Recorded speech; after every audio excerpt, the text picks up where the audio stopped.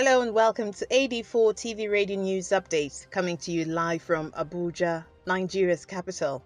I am Adirayo Senami. According to reports, British Prime Minister Boris Johnson is under pressure to sack his chief aide, Dominic Cummings, after it was reported that Cummings and his wife breached the UK's lockdown order by travelling across England to stay with his parents while showing symptoms of coronavirus. The National Health Commission in China this Saturday said the country has reported no new symptomatic coronavirus cases for the first time since the beginning of the coronavirus outbreak in December. With no new deaths reported, China's death toll stands at 4,634, with 82,971 confirmed cases and 78,258 recoveries. Meanwhile, Saudi Arabia's authorities this Friday said the Eid al-Fitr will begin this Sunday, making this Saturday the last day of the Ramadan fast. Religious authorities in Jerusalem, Egypt, Jordan, Syria, Qatar, the United Arab Emirates, Kuwait, Libya and Lebanon also announced that Eid al-Fitr will begin this Sunday. Moving over to the United States of America, a new high-energy laser weapon that can destroy an aircraft mid-flight has been successfully tested by a United States Navy warship. According to the Navy's Pacific Fleet this Friday, the weapon is the first system-level implementation of a high-energy class solid-state laser to disable an aerial drone aircraft. The United States Food and Drug Administration and Federal Trade Commission this Thursday issued warning letters to two groups, the Apollo Holding Limited Company and the North Coast Biologics, for selling fraudulent products related to COVID-19. These are unapproved drugs sold in violation of federal law.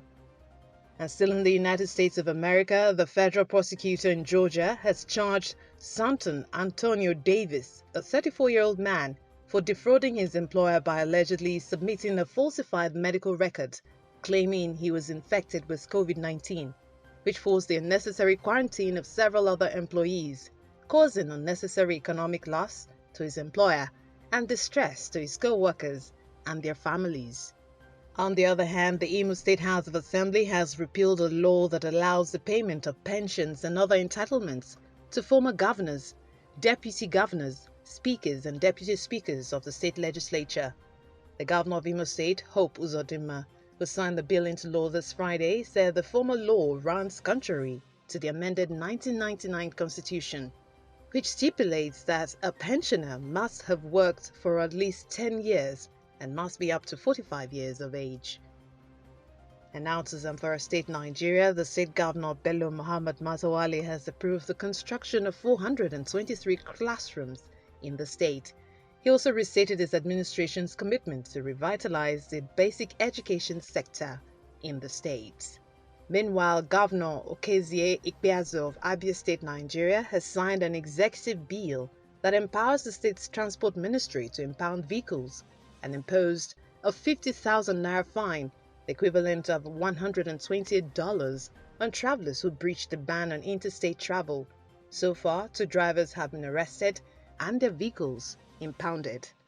We'll take a short break now. When we return, media on the brink of collapse, and still ahead, celebrities host stay-at-home concerts. Stay with us, details coming shortly. The President, Muhammadu Buhari, has approved the establishment of the first set of 12 TED Fund Centers of Excellence, with 2 centers of excellence in each of the 6 geopolitical zones, hosted by first, second, and third generation universities in the first instance in the year 2020. Those of the state universities, polytechnics, and colleges of education will follow in subsequent years. The focus areas of the centers of excellence, in line with the contemporary practice in the more competitive economies and technologies, are mainly in science-based disciplines. The approval, which came upon recommendation of TED Fund Board of Trustees and endorsement of the Honorable Minister of Education, Malam Adamu, is to signify a major paradigm shift in favor of research and excellence in our universities, but also a demonstration that the federal government has decided to directly establish and fund centers of excellence besides the ones funded by the World Bank, being the African Centers of Excellence. Details of the operations and guidelines for the inaugural TED Fund Center of Excellence are to be issued issued by the fund. Signed, Buhari Mikailu, Director, Physical Infrastructure Development, for the Executive Secretary.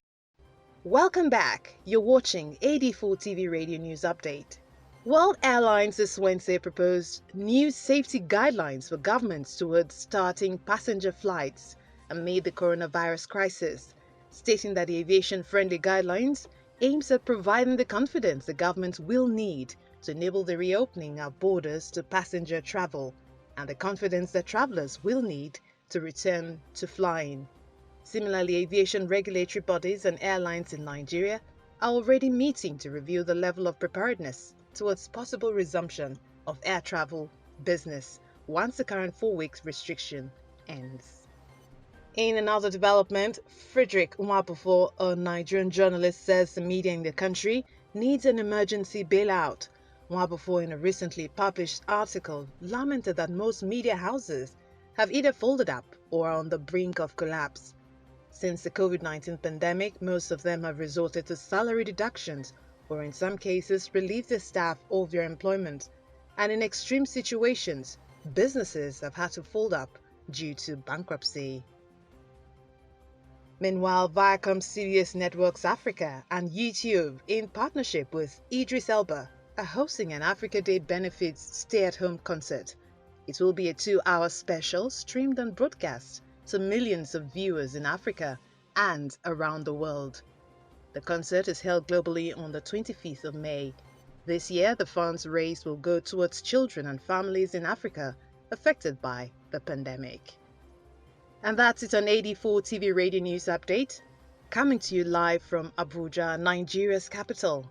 You can join the conversation on our website at www.ad4tvradio.com. Please follow us on our social media platforms at AD4 TV Radio on Facebook, Twitter, LinkedIn, and Instagram. Subscribe to our YouTube channel at AD4 TV Radio. Many thanks for watching. I am Adirayo Senami.